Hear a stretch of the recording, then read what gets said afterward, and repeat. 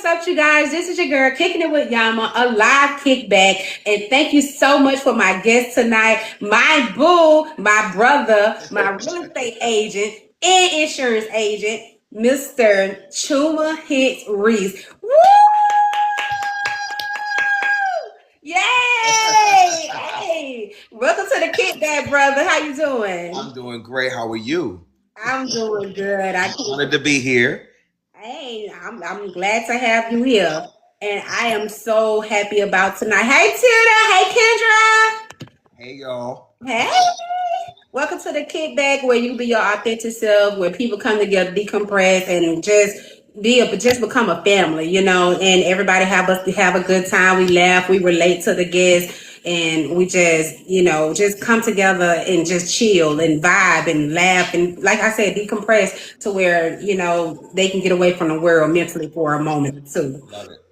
This is Chuma. He's a real estate agent as well as an insurance agent. So I am so happy to have you on because a lot of people get misinformation. That's why I got you on tonight because you've been in your field for quite some time. And we're going to go ahead and get started with the show. Thank you so much for being a valuable part of the show tonight. I really, truly appreciate you sparing your time on Thanksgiving Eve. I am so grateful for you and thank you once again. So let me start with for the people meeting you for the first time, how would you describe yourself? Mm. I would describe myself as gregarious. Okay, I'm super friendly and personable. I'm compassionate and I care about people immensely. And so, because I care about people, I like to help people. That is my superpower. I love to help people get ahead. And unfortunately, some people have helped me get ahead, so I like to pay it forward. I love to have fun, but I'm also very professional in terms of how I have to lay out the groundwork to make sure people are able to reach their goals when it comes to generational wealth.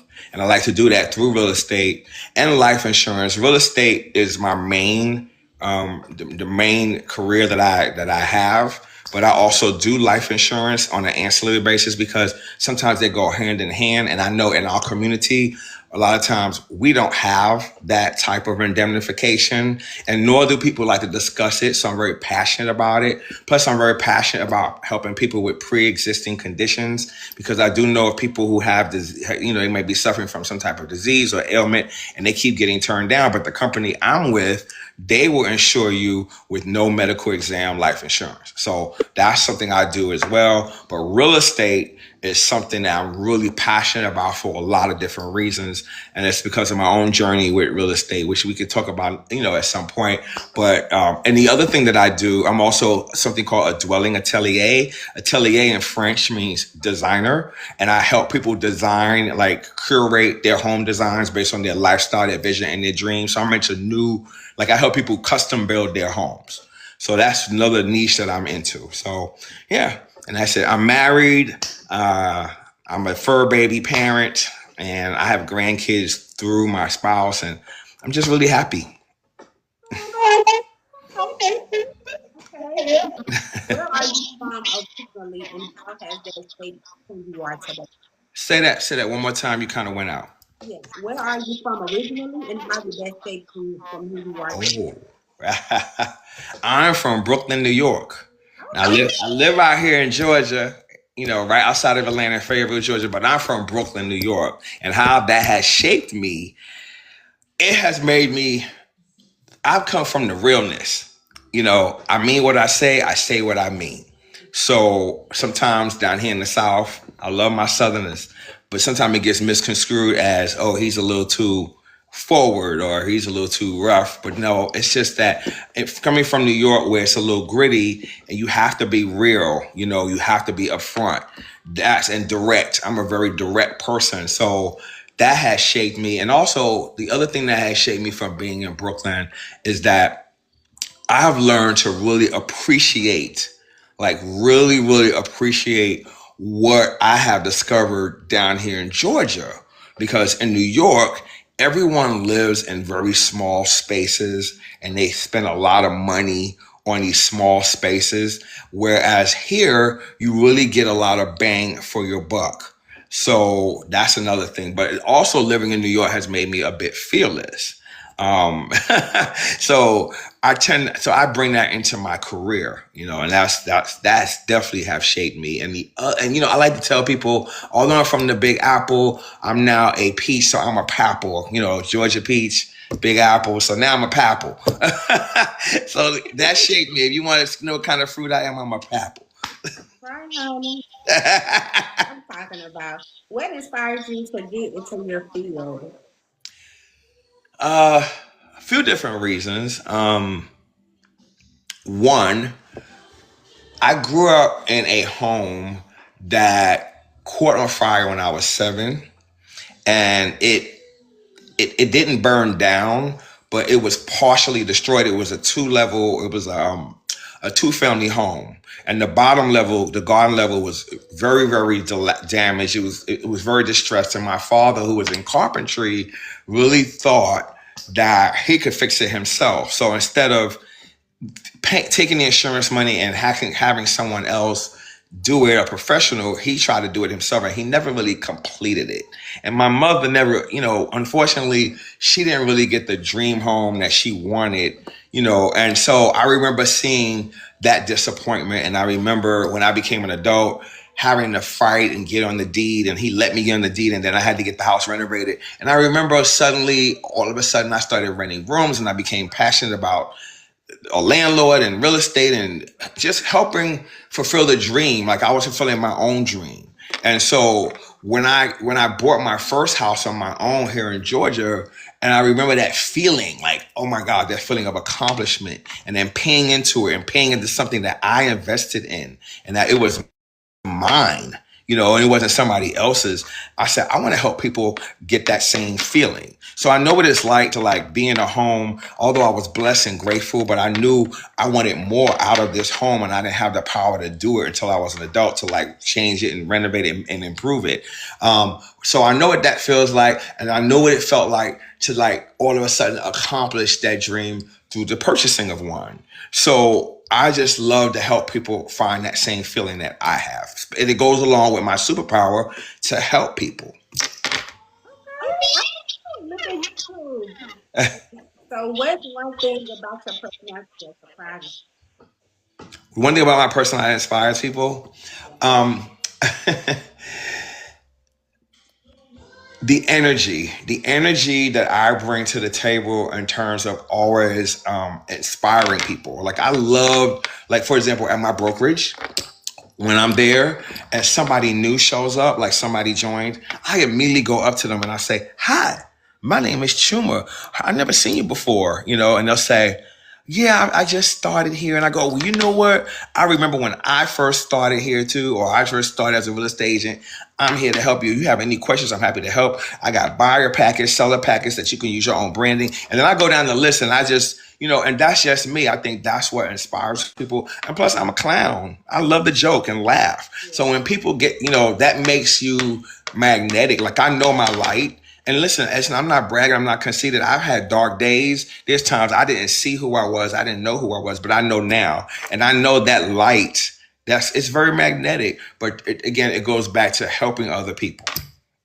Yeah, I was with the Honey Balls Magazine reveal party, which you Oh, was on the cover too. Congratulations! Like one of the 12 successful men on there. thank you. Congratulations to you. I was so happy for you. It was a big night. And Thank you. Yeah, it was. It was. I felt so proud and grateful and just satisfied. Like, wow. Like, it was a dream come true to be asked to be on the cover of Honey Boss magazine. And, yeah, I mean, sometimes you don't even know how much you are affecting people, like how they see you in the terms of how I had no idea that, hey, I'm doing something really great in Atlanta, and I don't see myself that way. I just see myself as, hey, I'm just doing my thing. But now I'm learning to see myself that way. And you know what came out of that too? Honey Boss. I ended up started working with them, and now I have my own column. Yeah, yeah, yeah. And it's coming out next month. It's called Chew Much Wisdom. Like too much, but chew much. The Chuma. Because I had a friend who used to always say, Chuma, you just chew much. So, and see, I'm adding my wisdom about topics. So it's called Chew Much Wisdom. Really proud of it. I can't wait to share it with you when it comes out. Another congratulations and round of applause to your achievement Thank and many you. more. I am so okay. There you go. Give yourself a pat on the back. Somebody said I'm topic, but he speaks with his hands, and his hands are beautiful. Kendra said that. Oh Dang, Lord. you got me blushing. People used to tell me I needed to be a. She said my hands are beautiful. Somebody told me I needed to be a foot model, but I'm not going to show my feet.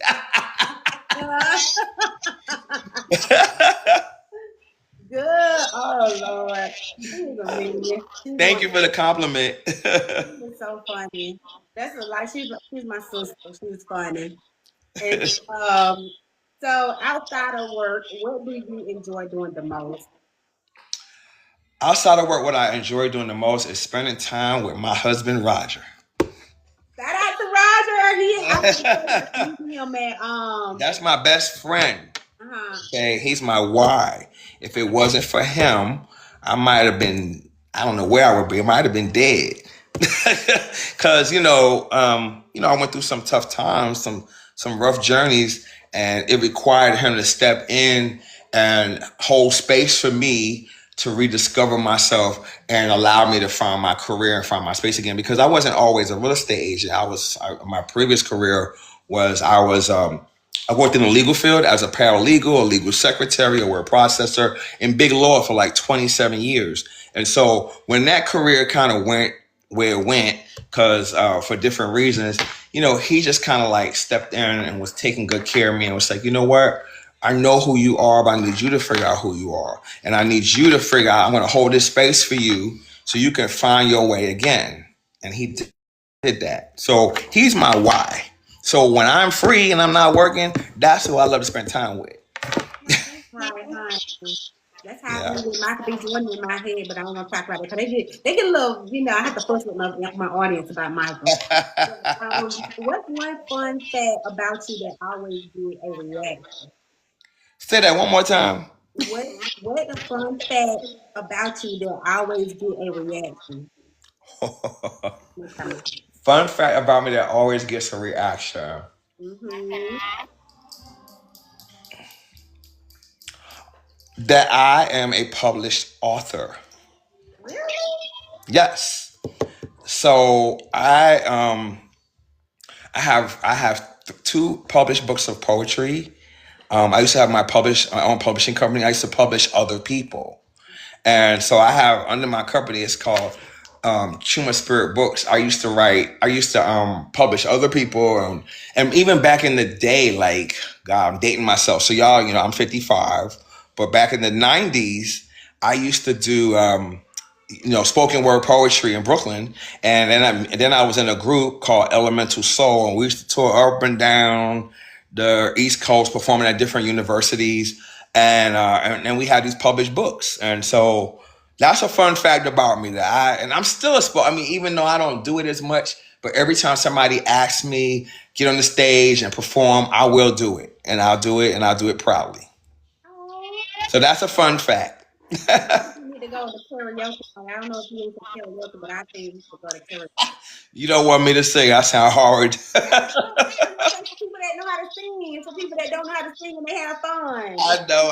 You know what? You're absolutely right. That's what karaoke is really about. But for some reason, now when I go to karaoke bars, they act like you're supposed to know how to sing, and they get upset. And I'm like, oh my god, this is not what it's supposed to be about. But I've seen that. I've seen that new. It's I don't know. I wouldn't say a new generation, but it's a new phenomenon. When I've been in karaoke bars, somebody sound horrible, and people sitting there, he need to sit down. Shit, I'm like, what are you talking about? We supposed to be having fun. Like, isn't this just about having fun? They take it too seriously now. That's why. Let me tell you, one time it was Roger's birthday, and I got up there at karaoke, and that song, "Birthday Sex." Yeah. I did that, and I sounded horrible, but it was fun. So I'm just saying that to say I did. It's about having fun. That's all it's about. If people don't know how to have fun no more, they cling to negativity so bad to their personality now. It's crazy. Well, I think that one of the problems is that socialization has been modified and reconfigured, and not in the best way due to technology, because people like to hide behind the computers and the phones and everything instead of actually coming together for like tangible connections. They like it's all about and people make comments too. Like if you look at posts, people make comments about situations and people that they would not say in their face. And I've been in other places where kids are at the table, at the dinner table with their iPads. I could never have done that. My parents would have, no, would not have happened. Yeah, So they don't know how to socialize. yeah, and that's why a lot of people are doing something that because people are so sensitive. It's not really people no more because they're so sensitive now. They take everything personal. It's social media. And so Yep. we're gonna go to chat. Chat. If you have any questions, real estate agent, your real estate agent questions or anything about relationship, my boo, brother, Chuma, can hardly. Y'all can hardly hear me. Can you hear me? Yeah, it's been hard to hear you, Yama. Oh There my you God. go. That's better. Can you hear me That's now? why I keep doing this. I'm sorry. I go. Oh my God. Thank you, Oh, Kendra.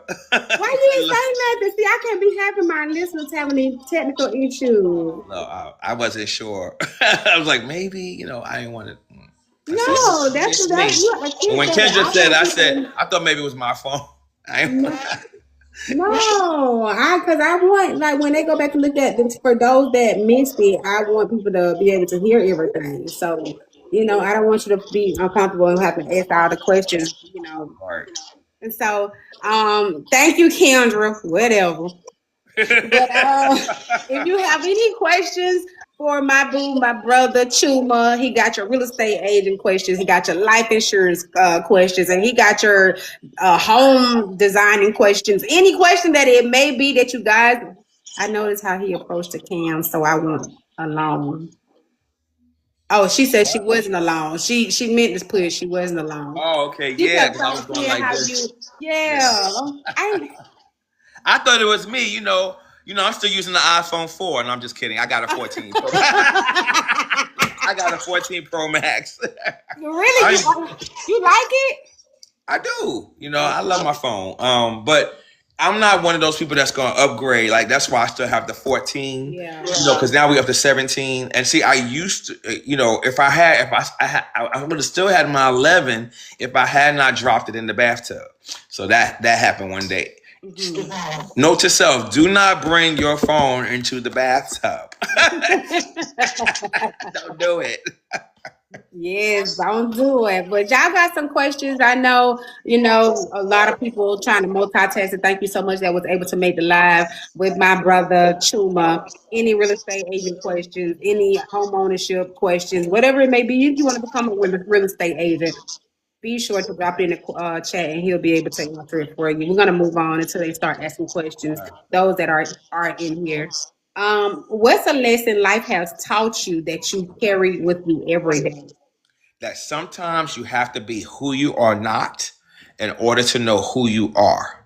And that means there are times in your life you're going to mess up or you're going to do things that didn't align with who you are trying to be as far as your best self. But that's okay because you have to experience what that feels like in order to say, ooh, I didn't like the way that felt. I don't like being like that. I really know who I am. But you only know the difference if you have experienced the other side. You won't know the hot unless you know the cold, right? Right. So that leads to eventually also forgiving yourself. A Mm-hmm. lot of times we don't forgive ourselves. We live in guilt. We live in shame. We live in regret. No, no, no, no, no. That's not necessary. You don't have to live in guilt. You don't have to live in shame. Just forgive yourself and remember that sometimes you have to be who you are not in order to know who you are. And that's it. And when you realize that, when you determine that, then you just work your best to keep being who you are, your greatest, your highest self. Okay. So what does forgiveness look like? How do you forgive self? What does Oh, it look like? forgiveness looks like you look at what you did, you look at what you who you were being, and you take the lesson. You define what that lesson is, and then you say, "I'm not going to do that again." Mhm. Okay, I'm never gonna do it again, and I'm gonna learn from it. Like, what did I learn from it? Why is it important for me to do better? And you take the lesson, and then not only do you say, I forgive myself, but you try to help other people in terms of that lesson. Because you can only find some type of solace or solution or some type of, how can I put it, being resolute about something once you pass it on as a lesson, not only for yourself but to others. So the things that I've learned, the mistakes I've made, I try to help others not make those mistakes. And so because I'm helping other people through that, I find some form of actionable forgiveness. You know, you can forgive yourself in your head. You can get all, you can even tap into your God self, your God mind, and say, hey, I really forgive myself. You can be spiritual all about it, and that works. But then what are you going to do about it to create impact? And Mm. that is where I lead. I lead from trying to take what I know and then create impact, Okay. social impact. Okay. Okay. What's something you're proud of that you don't talk about often? Hmm. Yeah, because I talk so much. I'm trying to think what that is. Talk about everything. You know, I'm so transparent. What am I proud of? I talk about much. My parents. My parents. My parents um, adopted me. Mhm. I'm an only child, and they were the best parents ever. I know you thought I was going to flip that and talk about something I was like about me, but it's still about me because my parents, I'm a mirror of their love. Mm. Like their love is on some otherworldly level ish. And they really, really poured into me all that love. And that's why I'm so full of love and light and joy because of them. So I don't, I mean, if you know me, I'm going to talk about my parents at some point. But like, you know, as far as in everything else, you know, yeah, I'm really proud of my parents. My parents were amazing, and the village and the tribe they came with. Mhm. Proud of all of them because they I wouldn't be me if it wasn't for them. Okay. Shout out to the parents. It says which Kendra said which you consider adoption. Heck yes, but it's too. I mean, well, I put it like this: Mhm. I wanted to adopt in my previous relationship, and we actually went through the process, and then it went downhill for some personal reasons that had to do with them, not me. But in this relationship, so I'm 55. My husband is 70. If you go look on my Facebook page or Instagram page, you'll see pictures of him. We both look really, really youthful, but at the end of the day, we got grandkids. He has grown daughters. Like he has three grown daughters. They have kids. I mean, you know, his kids, their kids call me Poppy Chuma. You know, because because I'm not, I can't be granddaddy. I'm sorry, I'm Poppy. And you know, so I'm already so full of. Uh, I have the children in my life already. It's not something that I want to do at this point in my life. But if it showed up as something that was necessary to do for whatever reason, I'd be full on ready to do it. I don't know about Roger, but you know, but I know I would, and he loves children more than me, so I take that back. But yeah, I put it like this: I was rescued through adoption. If God put that opportunity in front of me to rescue someone else through adoption, I surely would pay it forward. And it's something you're proud of that you don't. Okay, we already talked about that. How do you do what you like? How do you learn? Let me see how I'm gonna put it. How do you learn from your peers from when you in different environments? Like, let's say you go to an event and it's more successful people there than how do you learn from those people? What do you take from that event? a lot of listening. Okay. Okay, a lot of introductions because you've seen me in the room. I have no problem going up to people and talking to them. And I am not about being pretentious. I am quick to say, "Hey, I'm so and so and so. I am so impressed by what I know about you and what you've been doing. I would love to learn more about that. How can we make this work? Can I get your number? Can we talk? Blah blah blah blah blah blah. Blah. That is me. I lead from humility, from a place of humility. So that is yeah, that's how you learn because if you walk in a room pretending like you know everything too, or you trying to put on airs, then there's no reason for that person to want to be drawn to you to help you. So I learned from the room, but you have to listen. Like for example, I'm also interested in getting into commercial real estate, and I was in a room where there was the number one black real estate agent was giving a presentation, and when the presentation was over, I got up, went right up to him, and I said, "I want to work with you. I want to learn from you. How can we make that happen?" He said, "Hit me up on LinkedIn," and I ended up getting a meeting with him because of that. So that's how you learn. Okay. And how would the people closer to you describe you? Okay, I would go by what I've heard lately. Lately, I've been hearing that I am a light, that I am a gift, and I was blown away by that. And I've heard it more than once. I'm a light, I'm a gift, that I'm trustworthy, I'm crazy, I am flawed and complicated. What else I heard them say? And that, and that sometimes I am too friendly or too trusting to a fault to my detriment. I have heard that too. Yeah, they've told me that. So my friends, my circle is very protective. They balance me out.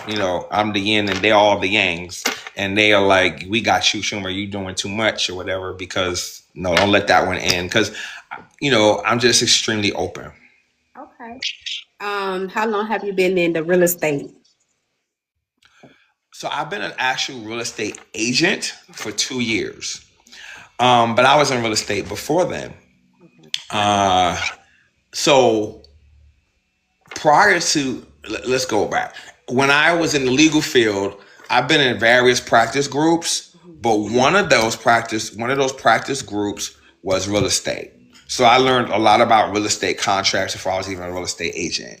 And then one of my closest friends, who is now my business partner, she was a real estate agent, and at the time she was like an 18-year veteran, and she kept inviting me to shadow her. So I was learning real estate through her, and she kept trying to insist, "You would be a great real estate agent. You're a great salesperson. You'll be this. You'll do that." And I just, at first I didn't take it as serious as she did. And then sometimes other people see things in you that you don't see. So eventually, as I kept doing the on the job training that I didn't even know I was doing on the job training, but that was her plan. She helped me. I bit the bug. So I've been in real estate probably because I shadowed her for about 3 years, and then for years, I mean, from New York to Atlanta, I was always a landlord. I always did some form of property management because I had always owned property and rented them out. So I've always been in real estate, some form of capacity, but this is what I'm doing now. This is what I'm loving. Plus, in this capacity, the earning potential is unlimited. So there's so much more opportunity as, being a real estate agent. Okay. As a real estate agent, how do you build trust? How do you build your trust with the client? Ah, well, first of With all, their trust, not yours. But what yeah. how do you Well, build? you never approach or you deal with people like as if you're chasing a sale.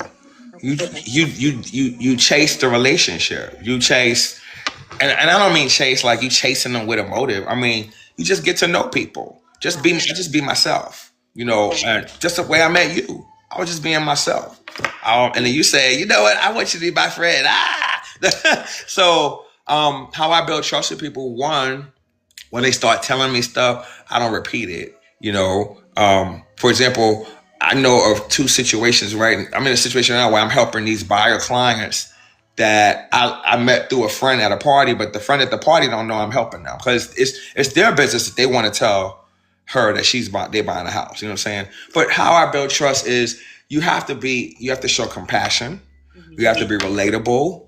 You have to understand people's problems, and you have to be a problem solver and an educator. And if you can do all that, then eventually people will trust you on the basis of, you know what, you're not only do you know what you're talking about, but you care about me.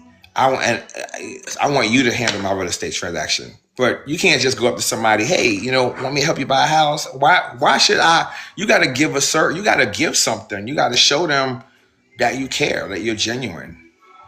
Okay. And how do you deal with clients who are upset over rate increases? Say that one more time. How do you deal with clients that are upset over rate increases? Oh, I just that's a good one. What I tell them is that everything that goes up eventually goes down. And if you see a house that you like, you better marry the house and date the interest rate. Meaning, if that house is gone, you can't get it, don't wait for the interest rates to drop to buy. Go ahead and buy. Because when those rates drop, you could just refinance and you'll have the house that you really wanted. But I've had clients tell me, oh, I should have bought that house back then, but I was waiting for the interest rates to drop. First of all, none of us have a crystal ball, so we don't know when the rates are going to go up and down, and you got to live in the now. So if you're in a position to buy and you see the house you want, go ahead and buy. In terms of the rates, I always tell people, hey, if you're not comfortable, then stay in touch with me. I'll stay in touch with you. Let me nurture you and educate you, and let me educate you about the market, because I read the market stats almost every day, every other day. I just read them. And so I already, I know what's going on. So sometimes you can educate people and nurture them to the point where they feel so comfortable with you that you go, they'll want to work with you. Okay. Okay. And how do you explain coverage options to clients who don't understand insurance? How to say that one more time? Sorry. No, you're fine. How do you explain coverage options to clients who don't understand insurance? How do I explain coverage options? Mhm. Oh, I just tell them. I just explain, lay it out. Like a lot of them, and a lot of people don't understand insurance. So that's a good question. Like there's different types of insurance: term life, there's whole life. And I just explain it to them in great detail. But before I do that, it's also important to find out about that person, because you want to cater them. You want to craft you would however coverage for them based on their situation, their life, their goals, their future, their beneficiaries, like all those different things. I have to question them first. It's like an interview. And so yeah, and then we can say, well, you know what, I think this is the type of coverage that would suit you, or this is it's all about a particular need that suits that person based on who they are. Okay. Kendra said it's me. I'm a lot of people. So Kendra, can you clarify that a little bit more? I don't understand real estate either. Sad face. Yeah. Ah, well, Kendra, I would love, because it's definitely helping you understand real estate cannot happen right here in this conversation. So if you want, I would love, love, love to talk to you more about real estate and to educate you about it. And I would love to talk to you more about insurance. And my phone number is 404-277-1429. 404-277-1429. Give me a call. Don't text me. I'm really approachable and friendly, and I love to help. So holla. Yeah, it really is, because we connected the first night at the award show, at the Black Bean cover party. It was a bomb night. I'm so proud of you. Thank you. What's your follow-up process after giving someone a quote? After I give someone a quote, if they're not buying insurance right then and there, then what I do is, well, first of all, I'm going to find out what is that's making them, what's holding them back. If it has something to do with budget, then I'm going to create a quote. I'm going to try to keep going and finding a quote, adjusting things until we the quote in their budget, because I'm not trying to get anybody to spend any money that they don't afford. That's the first thing. But if they need time to think about it, then I just call them up, check on them. Sometimes I offer to take people out to eat, or meet up for coffee, because sometimes it's really just about people just don't feel comfortable pulling the trigger. And it could be not just about their own life. It could be about the economy. It could be about inflation. It could be about politics. It could be about so many things where people are not going to confide in you unless they get to know you. You can't help them. So my follow-up is always very personable. I believe in being personable. And not everybody's for that. Not everybody, some people don't want to be bothered, And, it's just about reading the person, reading the room, you know. Okay. Kendra said you have advice for beginners as far as trying to purchase a house. I sure do. Um, I sure have advice for that. If you're trying to purchase a house, I'm gonna ask you 4 questions, and you got and see if you can answer these questions. And if you can't, then we have to talk about how to nurture you to get you to have answers to these 4 questions. Okay. Do you have a credit score 600 and above? Usually I say 620, but I'm gonna say 600 because I know people can buy a house, but really it's 620. So do you have a credit score 620 and above? Do you have at least $5,000 or more saved in the bank? She said 200. So funny. Have you been at your job 2 or more years? And have you at least 2 years of tax returns saved? If you can answer those 4 questions, or even 3 of them, right? Usually, if you could probably buy a house. And so I know she's clowning with me, but it's all good. But the question about job 2 years or more, of course, that doesn't apply to entrepreneurs. Um, and some people, if you're saying no to any of those questions, then you talk to a professional about it, like me, to tell you how can we help you. Now, I see you say apartment it is. Are you saying apartment it is because that's your life, or apartment it is because that's your preference? You think it's better than buying? Hmm. Don't give me radio silence now. Me and Yama was just talking about that before this started. He ain't saying nothing. Well, I'm just gonna say this. I think everybody's different. Some people prefer to be in an apartment. Some people prefer to be in a home. Me, I've always been under the impression or the belief, even though I've been a landlord, capitalizing off of the fact that people need to rent. But ask question again, please. Incoming call. Oh, the question was, when I saw that you typed apartment it is, I was wondering, did you mean apartment it is like that's your situation right now, or apartment is that's your preference? You would rather live in an apartment than to buy a house. Which one? What did you mean? What did you mean by that?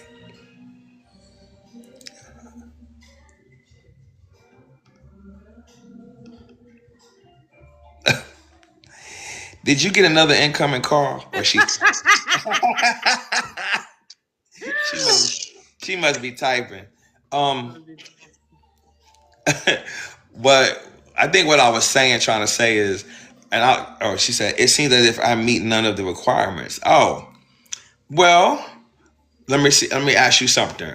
If you don't meet those requirements, it doesn't mean you can't buy a house at some point. It means you should talk to a professional like me to discuss how we can nurture you to get you to meet those requirements. Because some people meet those requirements in a matter of time based on being she said I type slow. based on how motivated they are to buy. So if you're really motivated to buy and you follow instruction, you follow direction, we can get you there, but you have to want to be there. You understand? So I know people who got to that place where they can answer all of those questions with a yes. And even if you answer some of them with a yes. So sometimes there's some situations where people buy a house with no money down, because we have grants. So say like you may have say you have a 600 or 620 credit score, but you don't have no money in the bank. but you file 2 years worth of tax returns, or you've been at your job for a good period of time. And that 2 year thing is not a rule at a job. It just helps. Okay. You could be at a job for a year or less, it's still. But let's say you don't have any money in the bank, but you have enough money to pay for maybe, and because you got to have some kind of money. You got to put down an earnest money, which is 1%. Earnest money is when we make an offer, you got to put down 1% of the cost of the house. Okay. You got to have some money. So say like you got about 3 G's, right? And we looking at houses that cost 300,000. Between that and if you can get the money to pay for an inspection, which could be like 500, and then we kick you up with a lender that see if you're eligible for a grant. You might have a grant that will pay your down payment for the house, or pay for your closing costs. And so some lenders can craft a transaction, a deal, to help the client still be able to purchase a home.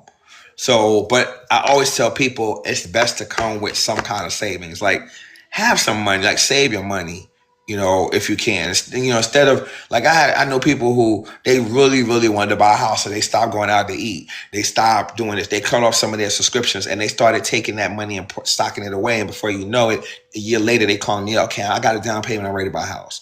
Or if you had a job or you got a 401k, right? 401k, you paying into you're paying into yourself, right? That's a retirement plan. Well, you know what? A lot of 401k plans allow you to borrow from it to go do something else. Or some of them have first-time home ownership forgivable loans where you don't have to pay it back. They just give you the money as long as you apply it to a first-time down payment on a first-time home you're buying. So some people have the access and they don't even realize it. Sometimes people have the money. Sometimes you can get the money from a life insurance policy. Some people are paying into a life insurance policy for years and years and years, a whole life policy, and they don't even know that they built up cash value in the policy. And then they look and they go, oh, shoot, this policy is giving out, I've earned dividends of $15,000. I can take that out. That I can borrow from that policy and take it. So sometimes it's about just digging deeper. And that's what I do. I'll dig deeper to find out what you got going on. And if you have those resources that you don't even know about. And before you know it, you buy a house. Okay. Anybody else got some questions? Drop them in the chat. Chuma is here to answer whatever question it may be that you guys may have. Um, how do you want people to feel after interacting with you? I want them to feel like possibilities are infinite. That there is nothing that can stop them. That they have a friend in me that they can turn to for assistance. And if I don't have all the answers, I'm gonna find them. But that's what I want them to feel like they can live out their dreams. I've been tagged the real estate dream builder. I didn't get tagged for that for nothing. I try to help people build their dreams. So when you see on my social media, you saw it says Chuma Hicks-Reese, the real estate dream builder. That is what I try to do. I help people try to build their dreams. And someone says, I would want to buy a house, but I'm single and afraid of the maintenance that comes with it. Okay. I totally get it. But guess what? So would you rather pay, like I'm a homeowner, right?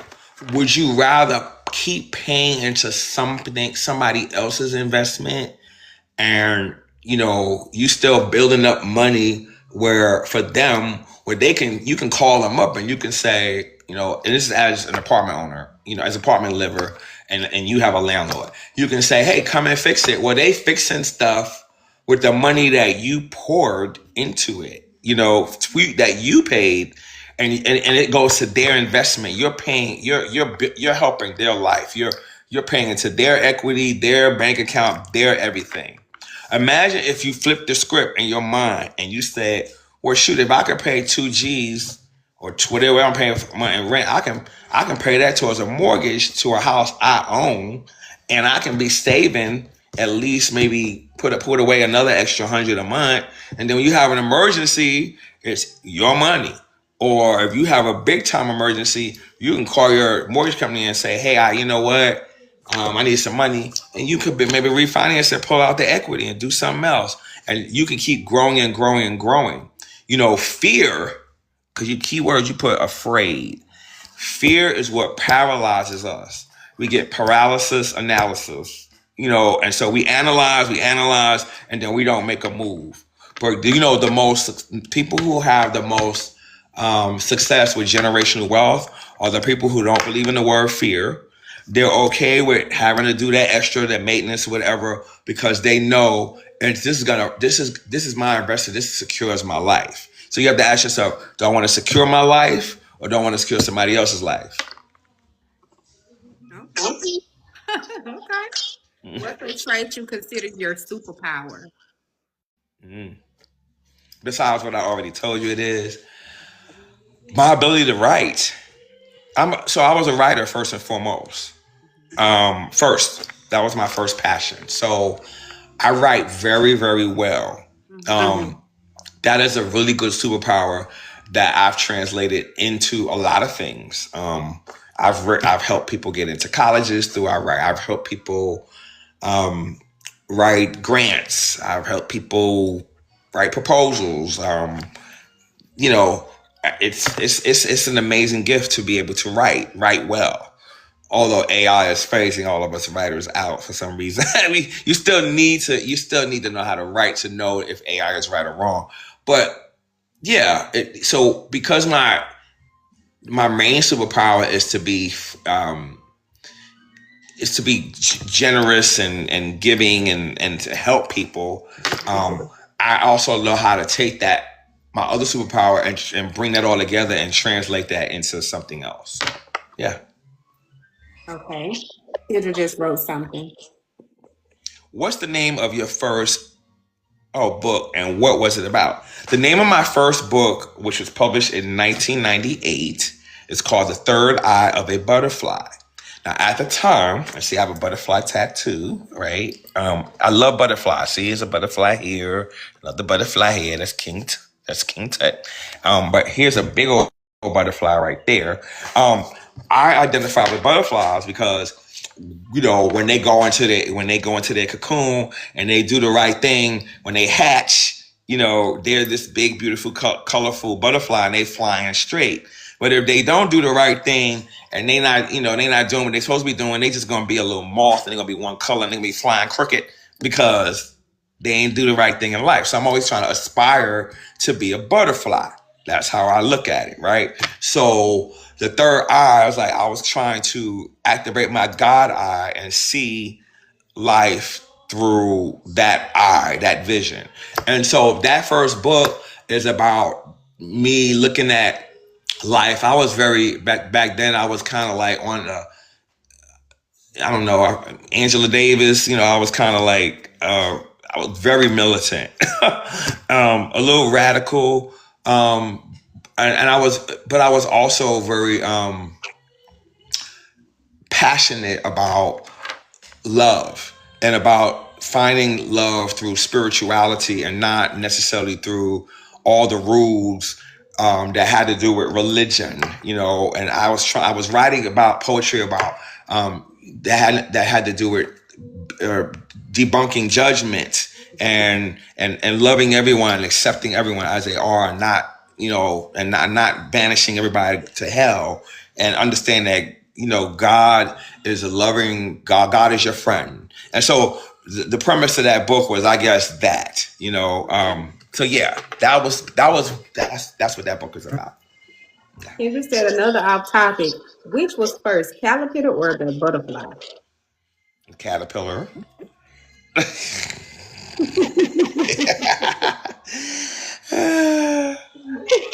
What's a misconception people often have about you?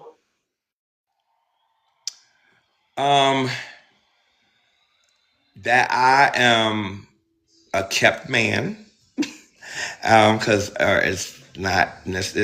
it's true and not true, because I'm not a kept man in that way. I am someone who has received the blessings of love based on the fact that I have always allowed. And I know this is God and karma. I mean, I can't tell how many people lived with me for free, that I helped, and that I wasn't romantically involved with them. I just did it because I felt sorry for them, or I loved them, or they were a friend, or there was somebody in the street and they didn't deserve to be there. I can tell you all the levels, um, and because I had a previous partner who I was the breadwinner, and he got to go to college from associate's degree always almost up to his PhD the whole 10 years while we were together, and he didn't pay no bills. So when my life shifted um, and I needed, I guess, that type of support, this angel was sent into my life, and my life has been really sweet as a result of him.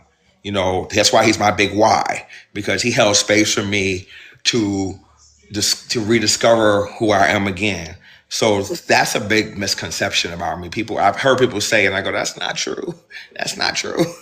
or I've definitely heard that I was conceited, or like people try to do it based on your looks, but I don't see myself the way other people see me. So I'm definitely far from that. I mean, I have so many insecurities; it's crazy.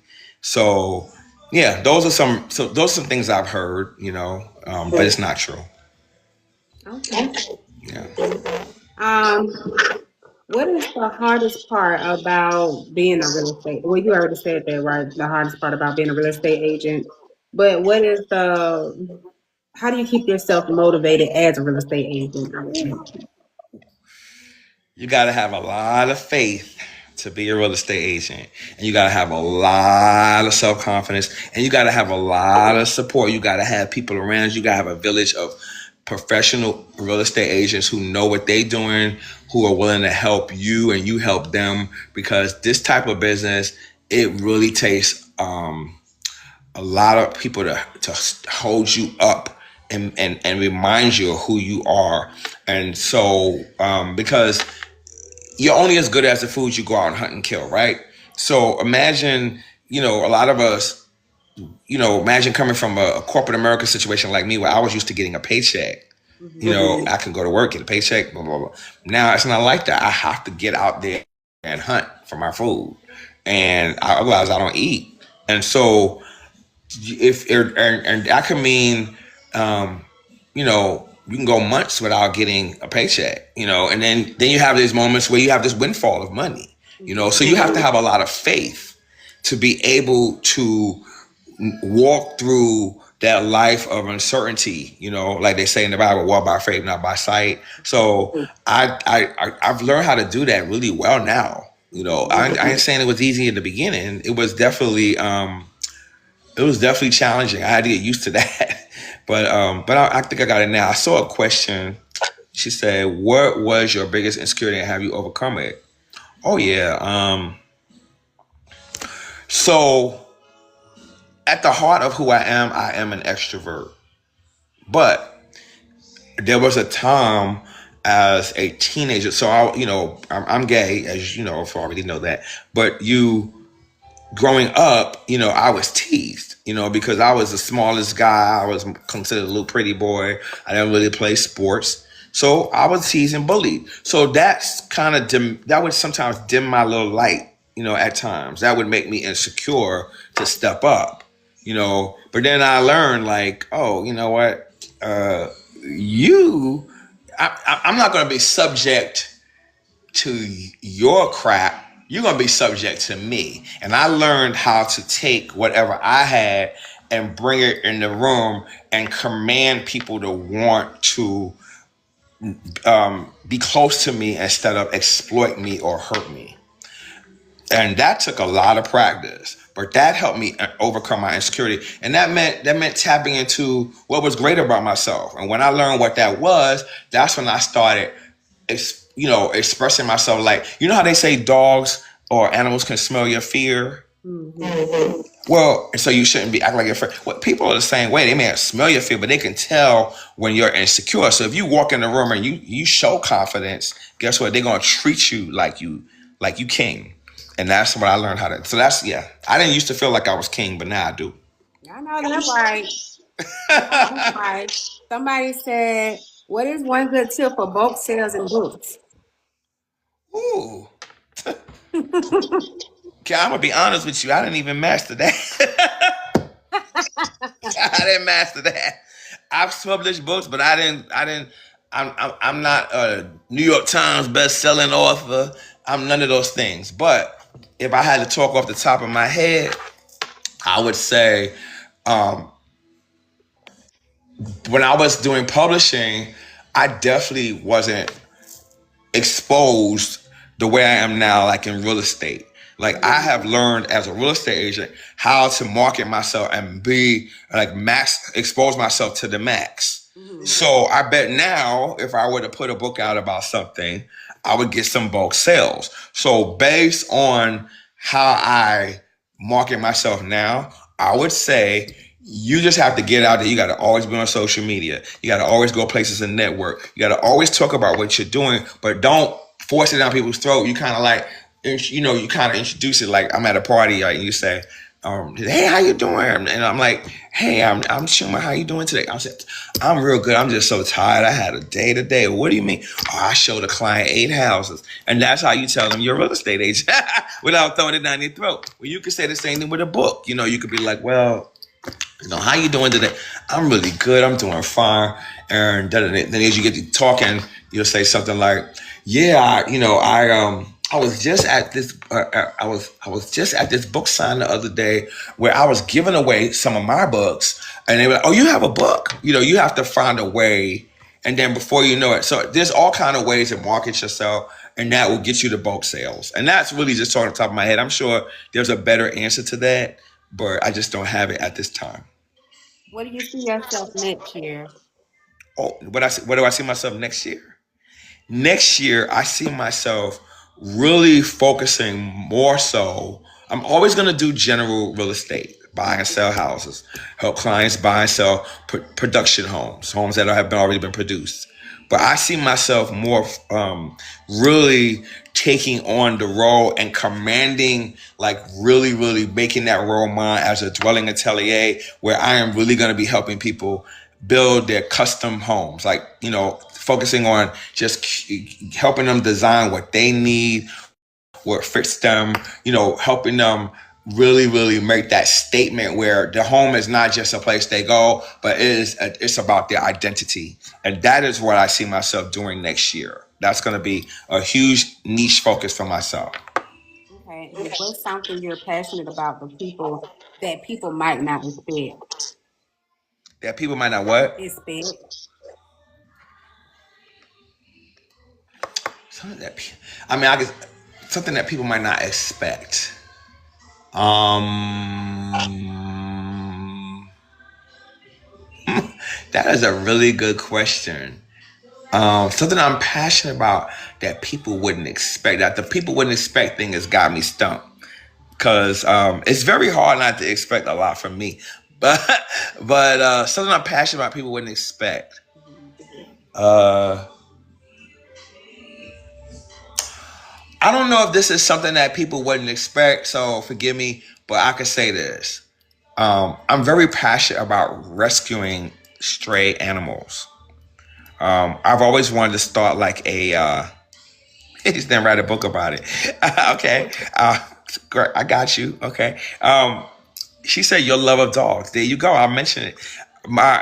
Who is that? Who knew I love dogs? Saucy. Hey, Saucy, welcome to the live. Hey, Saucy. Well, I would love to start a not-for-profit called Pets Need Real Estate Too. And don't steal my. Don't go out. Don't whoever heard that. Don't steal my stuff now.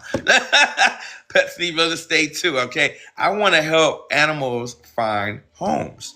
So I'm really passionate about because they don't have a voice.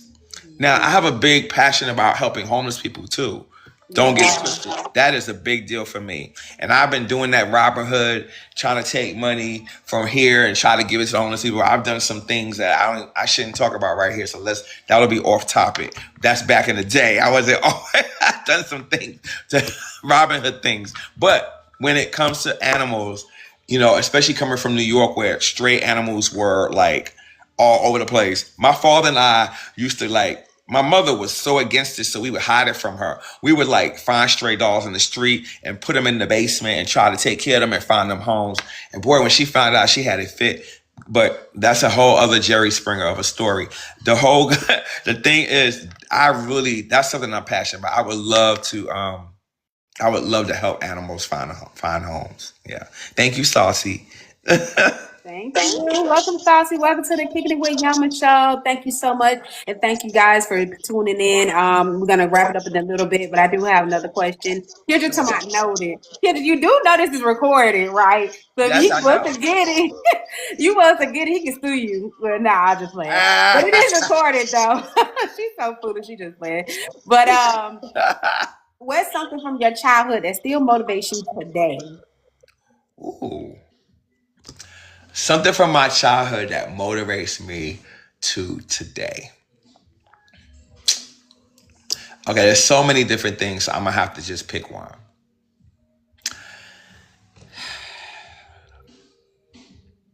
Um, my my father, um, my father always my both of my parents, but I'm just gonna just talk about my dad right now. My dad always. No. I'm no. This I would say this is about both of my parents. My parents always exposed me to everything. I was about to talk about something different, but I think this deserves more merit. Anything I wanted to do, my parents always just let me do it. They always, hey, you want to try this, do that. I want to play drums, play it. You want to make more clay, play it. You want to do anything I want to do. That it was all exploratory. And my parents always allowed me to be who I was from childhood. And so that is what really shaped me. Like that is the one thing that motivated me because it was never about I had to be what they wanted me to be. You know how some people, their parents have this expectation of them and they force that expectation on them. And then that person goes through life, whether it's whatever kind of course they take in college or doing whatever family business, whatever, they go through life being really miserable. But I never went through that journey. I was always happy through finding my way and being who I wanted to be because of my parents. My parents always allowed that to be like to exist, to be present. It was really palpable in my life. It was not something they would speak it like be who you are. My father said, if you're gonna be an Indian, be the best Indian. You're gonna be a thief. I don't want you to be a thief, but be the best thief. You're gonna be a banker, be the best banker. Whatever you want to be. But I'm gonna support you as long as it's legal. And that's yeah. So Okay. yeah, that inspired me to be who I am because maybe that's why I've done so many different things because it was never a problem. Okay. And how do you want to be remembered by the end of your career? Uh, the legacy question. Good question. I want to be remembered as someone who selflessly and tirelessly try to always do their best to believe in other people Mm-hmm. and help them find the true their best self. Mm-hmm. That's how I want to be remembered. Because it's not about money for me. It's about the love. The money will come. Mm-hmm. If you just be who you are, you walk in your purpose. I'm purpose driven. That's it. And I just want to be remembered for being purpose driven, like being purpose. Mm-hmm. So, somebody just sent me. First of all, somebody just sent me a private text. I didn't recognize them in my live. I didn't know they were here. Saucy. A friend of mine said, "I'm hurt. You didn't recognize me in your live." D, Saucy. is that sauce? D is saucy. Are you D? Are you saucy? D, are you saucy? She must be saucy. That was her sending me a hint. Yes. My friend D. D. I'm so touched you here. Well, how would I know that's you? But yeah, she is saucy. You get to know my friend D. She is quite saucy, and she knew my love of dogs. So yeah, now it makes sense. Hey, girl, I'm so happy to see you here. I didn't know you were saucy, but yeah, that was her way of giving me a hint. I got the private text. I'm like, who is that? I love you, D. Oh, yes, it's saucy. You just tuning in, girl.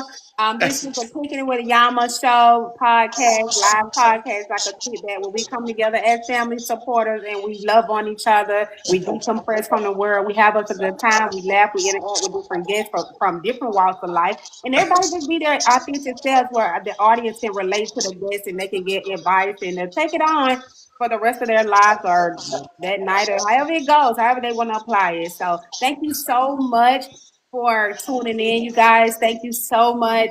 Because I know you got to get back in the kitchen because you got their big dinner tomorrow. Everybody do. And But I do want to say this before we go, right? go ahead. Yama, I didn't know what to expect, but I want you to know I've had such a great time here tonight. This was fantastic. You brought out the best in me, like you brought out the high energy in me, because sometimes you go in interviews, you don't know what's gonna happen, what they're gonna make you say, and what they're gonna put up in your face that you got to confront. And I really want to appreciate. I really appreciate how comfortable you made me feel, because I just went all in. Like I just started feeling like myself, and here I am. So this was great. I would love to come back again at some point, and whatever I could do to support and get your show out there, the information out there. Just let me know. I got you. You my sister. I really appreciate you. Thank you. Oh my God. Thank you so much. You don't make me cry. Like I am so when I say like I'm so thankful like to have crossed paths with you and you are an amazing person. Like instantly we clicked. Like we was having so much fun and to see your face light up at the award. I mean at the cover. I don't know why I'm saying award. But the That was an cover. award. Trust me. Well, yeah, award was given, and I just really thank you. Thank you for the gift, Saucy. Oh, look at that. Thank you, Saucy. And to just to be able to have you as somebody that's in my life as a brother, as a as a mentor with this house thing, because I got to talk to you about the mistakes I made as Right. trying to become a homeowner. And yeah, you definitely gonna come back to the Kicking It with Yama kickback because you are now a family of it. So I That's really right. truly appreciate you. I value you. I value y'all, my audience. Thank you so much. I don't like to say fans because y'all are supporters. That's a strong enough appreciative word for me because I'm a That's very right. genuine person. I don't use fans because I don't have fans. I have supporters, and that's exactly what y'all are to me.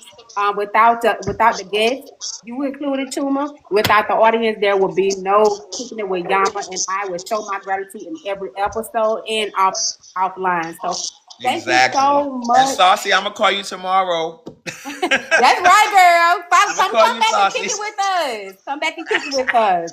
But I thank you so much for letting me into your world, letting me and my audience into your world. And thank you so much for being such a great, vibrant person to my audience. Like your personality is amazing and it's so contagious. Like you make people want to be happy without even trying Aw, it. So I know that thank you. God have a beautiful role for you.